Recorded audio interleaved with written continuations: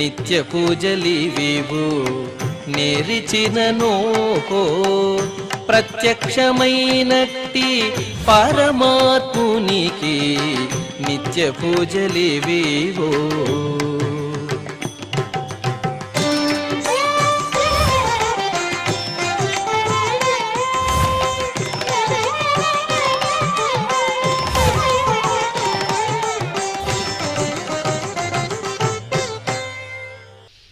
ఓం నమో వెంకటేశాయ. ఈరోజు సోమవారము, శ్రీ విశ్వావసునామ సంవత్సరము, ఉత్తరాయణము, వసంత ఋతువు, చైత్రమాసము, శుక్లపక్షము, విద్య తిథి, అశ్విని నక్షత్రము, మార్చి 31, 2025.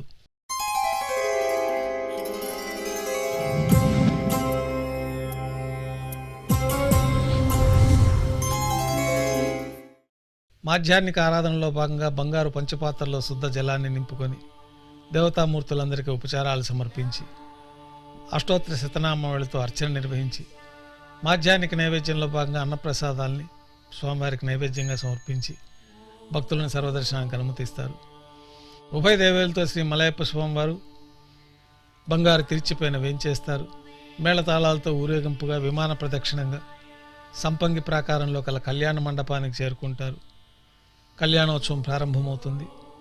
పుణ్యాహవాచనము, అంకురార్పణ, రక్షాబంధనము, అగ్నిప్రతిష్ఠ, స్వామివార్లకి అమ్మవార్లకి కళ్యాణోత్సవం సందర్భంగా నూతన పట్టు వస్త్రాల సమర్పణ, మహాసంకల్ప పఠనం, కన్యాదానం, మాంగళ్యాల పూజ, మాంగళ్యాల ఆరాధన పూర్తయిన తర్వాత స్వామివారి తరఫున అమ్మవార్లకి మాంగళ్యాల సమర్పణ.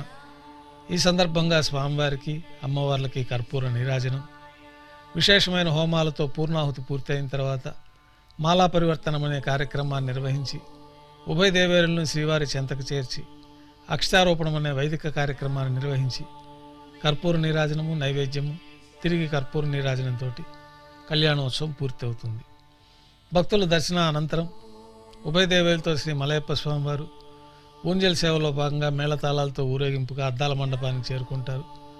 అద్దాల మండపంలో వేదపారాయణ నడుమ స్వామివారికి ఊంజల్ సేవ నిర్వహించి కర్పూర నీరాజన సమర్పణతోటి ఊంజల సేవ పూర్తి అవుతుంది. ఆర్జిత బ్రహ్మోత్సవంలో భాగంగా ఉభయ దేవేలతో శ్రీ మలయప్ప స్వామివారు మేళతాళాలతో ఊరేగింపుగా ఆలయం వెలుపల కల వైభవోత్సవ మండపానికి చేరుకుంటారు. స్వర్ణ గరుడ వాహనంపైన శ్రీ మలయప్ప స్వామివారు వేంచేస్తారు. కర్పూర నీరాజనంతో గరుడ వాహన సేవ పూర్తవుతుంది. హనుమంత వాహనం పైన శ్రీ మలయప్ప స్వామివారు వేంచేస్తారు. కర్పూర నీరాజనంతో హనుమంత వాహన సేవ పూర్తవుతుంది. పెద్ద శేషవాహనం పైన శ్రీ మలయప్ప స్వామివారు వేంచేస్తారు. కర్పూర నీరాజనంతో పెద్ద శేషవాహన సేవ పూర్తవుతుంది. ఉభయ దేవేరులతో కలిపి శ్రీ మలయప్ప స్వామివారికి బంగారు తిరిచిపోయిన కర్పూర నీరాజన సమర్పణంతో ఆర్జిత బ్రహ్మోత్సవం పూర్తవుతుంది. సాయం సంధ్య వేళలో 1000 దీపాలతో అలంకరించబడి ఉన్న సహస్ర దీపాలంకరణ సేవ మండపానికి ఉభయ దేవేలతో శ్రీ మలయప్ప స్వామివారు చేరుకుంటారు.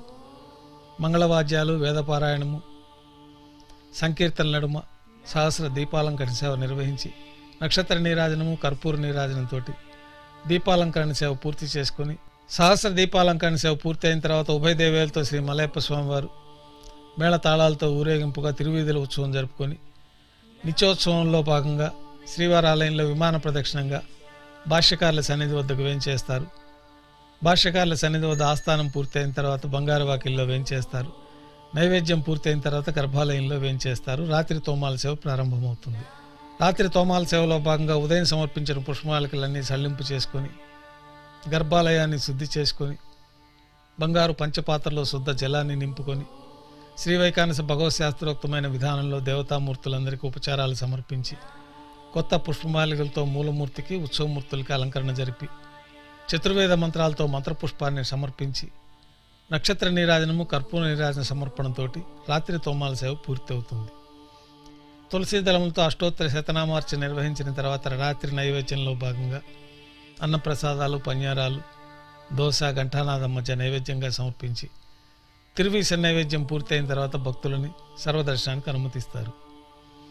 కొద్ది విరామం తర్వాత ఏకాంత సేవలో భాగంగా రాత్రి సమర్పించిన పుష్పమాలికలన్నీ సల్లింపు చేసుకుని గర్భాలయాన్ని శుద్ధి చేసుకుని బంగారు పంచపాత్రలో బ్రహ్మ తిరువారాధన కోసమే బంగారు బిందెలోని తీర్థాన్ని సమర్పణ గావించి ఏకాంత సేవలో భాగంగా కౌతుకభైరమైన శ్రీ భోగ శ్రీనివాసమూర్తి వారిని బంగారు పట్టు పాన్పు పైన వేంచేపు చేసి ఈ సందర్భంగా దారోష్ణమైన గోక్షీరము నవనీతము నైవేద్యంగా సమర్పించి జీడిపప్పు ద్రాక్ష బాదం పప్పు పండ్లు కలిపిన మిశ్రమాన్ని స్వామివారికి నైవేద్యంగా సమర్పించి కర్పూర నీరాజనంతో ఏకాంత సేవ పూర్తి అవుతుంది.